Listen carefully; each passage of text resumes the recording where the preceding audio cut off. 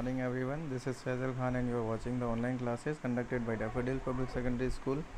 I hope you all are well at your home and doing your studies regularly.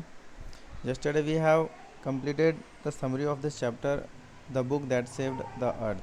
Okay, इस chapter की summary हमने कल हिंदी में जो है ट्रांसलेशन किया था एंड हिंदी में इसकी समरी को समझा था. सो आई होप कि आपको समझ में आया होगा, सारी स्टोरी आपको लर्न होगी. सो आज हम इसका रीडिंग पार्ट करने वाले हैं, टेक्स्ट पार्ट को कंप्लीट करने वाले हैं. ये एक शॉर्ट ड्रामा है. ओके, मतलब शॉर्ट ड्रामा है लेकिन लगेगा आपको बहुत ज़्यादा लेंदी, क्योंकि ड्रामाज जो होता है ड्रामा बहुत लंबे लंबे चलते हैं. ओके, एक पूरी मूवी बन जाती है, राइट. ड्रामा ही तो होता है. मूवी जो होती है, सीरीज़ जो देखते हो आप टीवी पर, वो सब क्या है, ड्रामा होते हैं. तो उनमें बहुत सारे हज़ारों सीन होते हैं, राइट. लेकिन इसमें 2 सीन्स का एक ड्रामा है ये, जिसमें 2 सीन आएंगे. ठीक है, केवल 2 ही सीन है इसके अंदर और छोटा सा एक ड्रामा है जिसके अंदर आपको वही दिखाया गया है बुक कैसे अर्थ को बचाती है एलियंस के इन्वेजन से. तो वही चीज़ है. इसमें कैरेक्टर्स के बारे में मैंने आपको कल बताया ही था. हिस्टोरियन होता है, एक लेफ्टिनेंट आयोटा है, great and mighty think tank होता है एक, यानी थिंक टैंक. ये नाम है सारे, ये अजीब से नाम आपको लग रहे होंगे, ये सारे क्या है, एलियंस के नाम है. ओके, एक हिस्टोरियन को छोड़ के सब कोई एलियन है. तो एक तो ऑलमाइटी एंड ग्रेट जो थिंक टैंक है वो इनका सरदार है एक तरीके से. एक अप्रेंटिस नोडल है, यानी जो सरदार है उसकी एक मंत्री टाइप में है जो नूडल है. एंड कैप्टन ओमेगा है, जो ओमेगा नाम से है, वो कैप्टन है. एंड लेफ्टिनेंट आयोटा ये भी है, एक इसका मेंबर है इसी स्पेसशिप के अंदर. एंड सर्जेंट ऊप है. एंड ऑफ स्टेज वॉइस है. ऑफ स्टेज वॉइस मतलब स्टेज के पीछे से एक वॉइस आती है. तो मतलब ये एक ड्रामा जो है ना किस तरह से होता है, तो ये एक आपको ऐसे तरीके से देखना है जैसे आपके सामने एक सीरियल चल रहा है. ठीक है, एक पर्दे के ऊपर, मतलब एक स्टेज पर जो है एक नाटक चल रहा है. ठीक है, तो इस नाटक में कौन कौन आने वाले हैं, इस तरीके से ये चीज़ें आने वाली हैं. और एक ऑफ स्टेज वॉइस का मतलब होता है पर्दे के पीछे से जो आवाज़ आती रहती है ना, वो इंट्रोडक्शन देता है कि मतलब ये होता है, ऐसे होता है. तो वो जो है ऑफ स्टेज वॉइस होती है. ओके, तो ये ड्रामा आपका स्टार्ट होता है. सबसे पहले सीन 1 स्टार्ट होता है, यानी पर्दा उठता है. तो सबसे पहले वहाँ पर क्या आता है, टाइम, प्लेस और बिफोर राइज, ये सब चीज़ें दी हुई हैं. तो देखो, सबसे पहले तो आपको रीड एंड फाइंड आउट करना है, यानी रीड करते टाइम आपको इनके आंसर्स मिलेंगे, यानी इसी चैप्टर के अंदर. तो पहला क्वेश्चन है, why was the 20th century called era of book.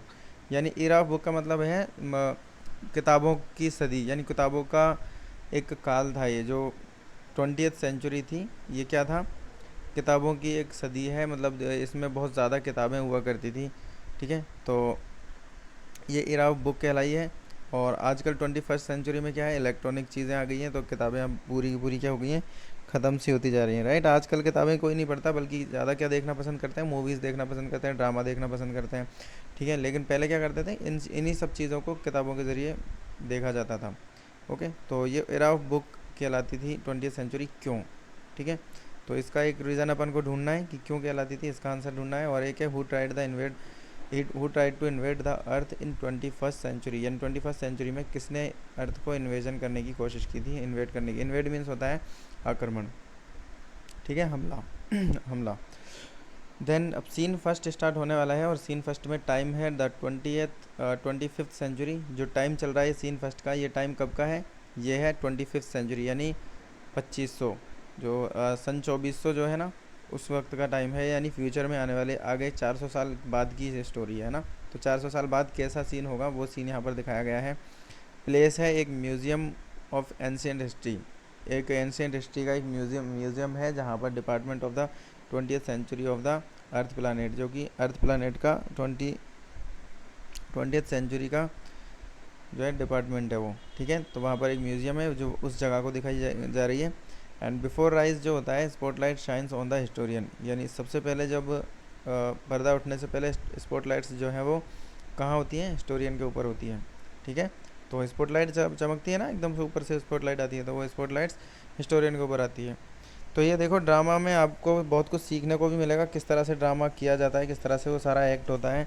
तो उन्हीं सब चीज़ों को आपको गौर से ध्यान से सुनना है और ध्यान से देखना है, और अपने आप में इमेजिन करते जाना है कि ऐसे हो रहा होगा, चल रहा होगा. जैसे मैंने स्पॉटलाइट गिराई हिस्टोरियन के ऊपर, तो आपके दिमाग में आ जाना चाहिए कि बीच में एक हिस्टोरियन खड़ा हुआ है, एक आदमी खड़ा हुआ है, और उसके ऊपर जो स्पॉटलाइट होती है, स्पॉटलाइट आप जानते ही हो, ऊपर से जो स्टेज के ऊपर जो आती है स्पॉटलाइट, मतलब जो उसी आदमी को दिखाती है है ना, राउंड में उसी आदमी के ऊपर जाती है सिर्फ, जो जिसको देखना होता है, ठीक है, उसके ऊपर स्पॉटलाइट गिरती है। Who is sitting at the table down right, यानी वो कहाँ बैठा हुआ है, एक टेबल पे राइट में टेबल पर बैठा हुआ है। On which is a movie projector, यानी जो एक जहाँ पर एक मूवी प्रोजेक्टर भी है। Assign on an ईजल beside her her reads museum of ancient history, यानी एंशियंट हिस्ट्री का म्यूज़ियम है, और वहाँ पर जो है एक बोर्ड का ईजल बोलते हैं, जो बोर्ड को स्टैंड करने के लिए जो लकड़ी होती है ना,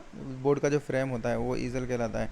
तो वहाँ पर वो रखा हुआ है। पूरा का पूरा सीन इस तरह से है। Department of the 20th century, she stands and bows to audience, वो खड़ी होती है और ऑडियंस को झुककर नमस्ते करते हैं ना, इस तरीके से झुककर अभिवादन करते हैं, तो वो झुककर अभिवादन करती है, तो बोझ उसको बोला जाता है, राइट। तो ये सारा सीन है। जो हिस्टोरियन है शायद लेडीज़ है, तो शी कहा गया है यहाँ पे, ओके।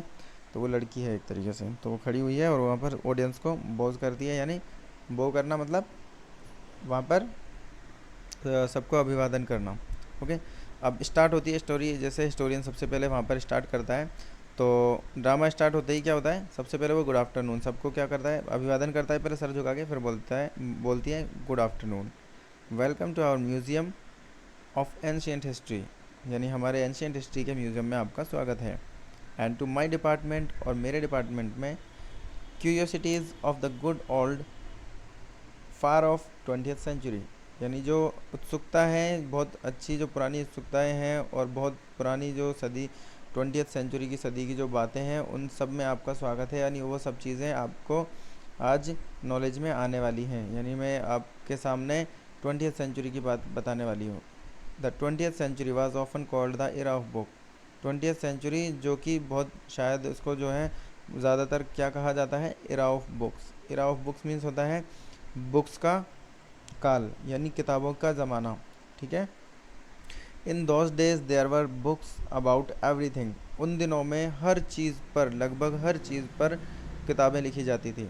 यानी अब आजकल तो हमें ये सब चीज़ें नहीं हो रहा, लेकिन अपन जैसे पुराने ज़माने की किसी बात करते हैं कि मान लो लास्ट टाइम की, जैसे पुराने ज़माने में black and white film movies आती थी, राइट।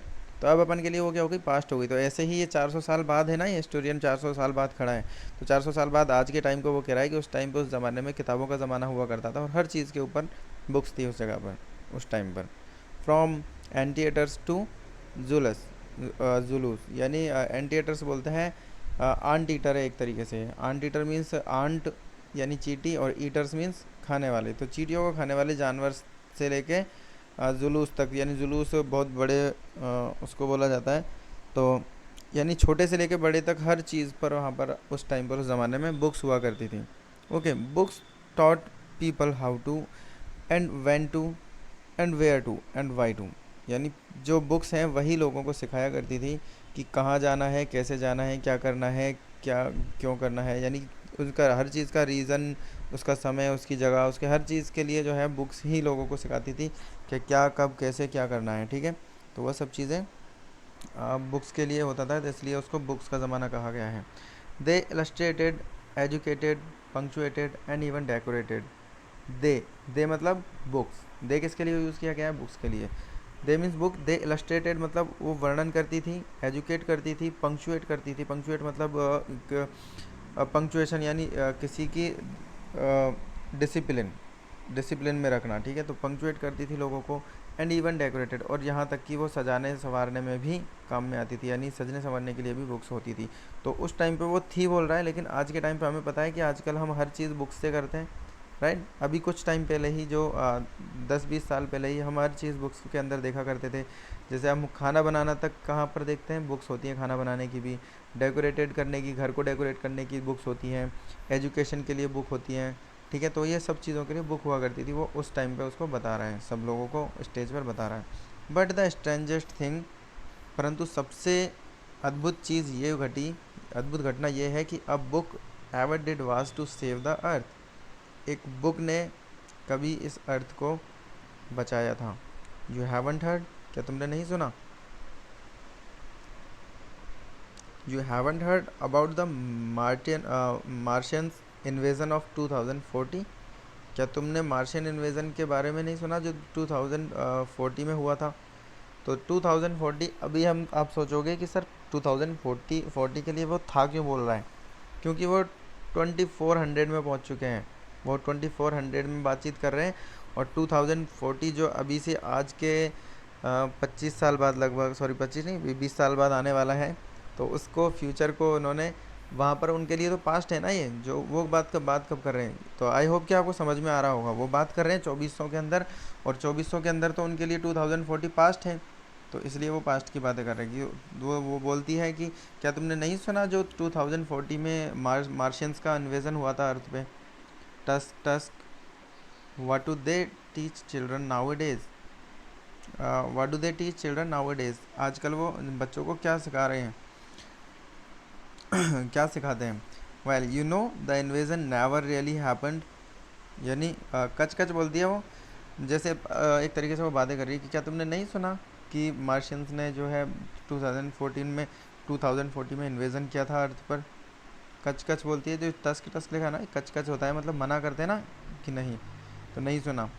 तो वो बोलती है कि क्या आजकल के दिनों में, मतलब आजकल बच्चों को क्या सिखाया जा रहा है, कुछ नहीं। Well you know the invasion never really happened, तो क्या तुम जानते हो, ठीक है तुम जानते हो कि इन्वेजन रियल में कभी हुआ ही नहीं, यानी जो मार्शियंस ने इन्वेजन किया था वो रियली इन्वेजन हुआ ही नहीं, मतलब आक्रमण तो हुआ ही नहीं था। Because a single book stopped it, परंतु क्योंकि एक जो सिंगल बुक थी, एक अकेली बुक ने जो है इसको रोक दिया था, यानी इन्वेजन होने तो वाला था लेकिन एक अकेली बुक ने उसको रोक लिया था। What was the book, book कौन सी थी, यू आस्क, अब तुम पूछोगे कि ये बुक कौन सी थी। अ नोबल इंसाइक्लोपीडिया, क्या एक कोई इंसाइक्लोपीडिया की बुक थी। A ton about rockets and missiles, क्या ये कोई रॉकेट्स और मिसाइल्स के बारे में बुक थी। A secret file from outer space, कोई आउटर स्पेस के बारे में कोई सीक्रेट फाइल होगी। No it was none of this, ये इनमें से कोई बुक नहीं थी। जिसने आक्रमण को रोका था ना, मार्शियंस के आक्रमण को, यानी मार्स से जो एलियंस आए थे मंगल ग्रह से, उनका जो आक्रमण जिसने रोका था ना, वो बुक कोई इंसाइक्लोपीडिया, रॉकेट्स मिसाइल की बुक या फिर कोई सीक्रेट फाइल स्पेस की, ऐसा कुछ नहीं था। It was, but here let me turn on the historyscope, यानी वो कहता है कि ये वाली बुक थी, परंतु रुको, मुझे जो है हिस्ट्रीस्कोप को जो है टर्न ऑन करने दो, and show you what happened many centuries ago, और मुझे शो करने दो आपको, मैं दिखाता हूँ आपको कि मैनी सेंचुरीज एगो, जो 400 साल पहले की बात है, इन 2040 400 साल पहले क्या हुआ था वो सब चीज़ें मैं अपने हिस्ट्रियोस्कोप से दिखाता हूँ। अब देखो ये क्योंकि फ्यूचर की बात की जा रही है, आज से 400 साल पहले, तो आज से 400 साल बाद की बात की जा रही है, तो आज से 400 साल बाद उस टाइम पे ज़माना कैसा होगा, किस तरह की इंस्ट्रूमेंट्स वहाँ पर चल चुके होंगे, यानी लोग किस तरह से क्या क्या, मतलब टेक्नोलॉजी कितनी आगे पहुँच चुकी होगी। तो उसी टेक्नोलॉजी को आगे बढ़ा हुआ दिखाते हुए वो क्या शो करना चाहता है ऑथर इसमें, कि जो हिस्टोरियन है ना, वो अपनी हिस्ट्री कैसे शो करता है। लोग अपन तो आजकल हिस्ट्री क्या करते हैं, सुनाते हैं, या तो ठीक है बात सुनाते हैं ना अपन तो, लेकिन उस टाइम पे ज़माना इतना आगे पहुंच चुका है कि वो डायरेक्ट क्या कर रहा है, हिस्ट्रियोस्कोप जो है वो चालू कर देता है, और हिस्ट्रियोस्कोप से सारा की सारी जो स्टोरी है, कब की, जो 2040 की स्टोरी है, 400 साल पुरानी स्टोरी, हिस्ट्रियोस्कोप से वो आज के टाइम में 400 साल बाद उसको रिप्रेजेंट कर रहा है स्टेज पर। तो क्या करता है वो, डायरेक्ट हिस्ट्रियोस्कोप चालू करता है, और उसमें वो स्टोरी, अब पर्दा उठ के और वो स्टोरी चलने वाली है। शी टर्न्स ऑन प्रोजेक्टर, वो प्रोजेक्टर टर्न ऑन करती है, एंड पॉइंट्स इट लेफ्ट, और इसको लेफ्ट में पॉइंट करती है। Spotlight on the historian goes out, spotlight जो होती है हिस्टोरियन के पास में, वो हिस्टोरियन के साथ साथ में चली जाती है, and comes up down left on the think tank, और कहाँ पर, लेफ्ट डाउन में थिंक टैंक के वो वहाँ पर आ जाती है। अब देखो ये जो स्पॉटलाइट है, तो उसने हिस्ट्रियोस्कोप चालू कर दिया, इसका मतलब अब जो है हिस्ट्री अब आपको डायरेक्ट ही, ना तो कोई बुक पढ़ के सुनाएगी वो हिस्टोरियन, ना कुछ करेगी, बस डायरेक्ट उसने बटन दबाया और सारी की सारी हिस्ट्री आपके सामने जो है फ्लैश, जो है एक तरीके से अपन दिखाते हैं ना, कि जैसे सपने में दिखा, अब मैं जैसे आपको दिखा रहा हूँ, तो आपको इमेजिन करना पड़ रहा है, अब वो इमेजिनेशन डायरेक्ट ही वो पर्दे पर चलने वाली है। ठीक है, अब एक्चुअल में ऐसा लगेगा जैसे एक्चुअल में थिंक टैंक आ गया और सारी जो स्टोरी है आज ही चल रही है। ठीक है, तो 400 साल पुरानी स्टोरी वो उसको वहाँ पर दिखाने वाला है। तो वहाँ पर सबसे पहले स्पॉटलाइट जो हिस्टोरियन के पास से जाती है, चली जाती है, एंड कहाँ पर, थिंक टैंक वहाँ पर बैठा हुआ है, जिसके लेफ्ट साइड में वो स्पॉटलाइट गिरती है। Who is seated on the raised box, यानी जो कहाँ पर, एंड आर्म फोल्डेड। अब आपको इमेजिनेशन करनी है। देखो थिंक टैंक बैठा हुआ है, उसकी सीट जो है एक रेस्ड बॉक्स मतलब उठे हुए एक बॉक्स पर रखी हुई है, एंड आर्म्स फोल्डेड, और आर्म्स को उसने फोल्ड कर रखा है, यानी हाथ बांध के वो बैठा हुआ है। उसका सर जो है बहुत बड़ा सा है। He has a huge egg shaped Henry, यानी वो एग शेप्ड हैंड्री, मतलब हैंड्री मीन्स हेड होता है, तो उसका जो सर है बहुत बड़ा, अंडाकार, बहुत बड़ा सा अंडे के आकार का उसका बहुत ही बड़ा सर है। ठीक है, तो आप इसको भी इमेजिनेशन कर सकते हो, मैंने कल आपको बोर्ड पे बना के भी दिखाया था।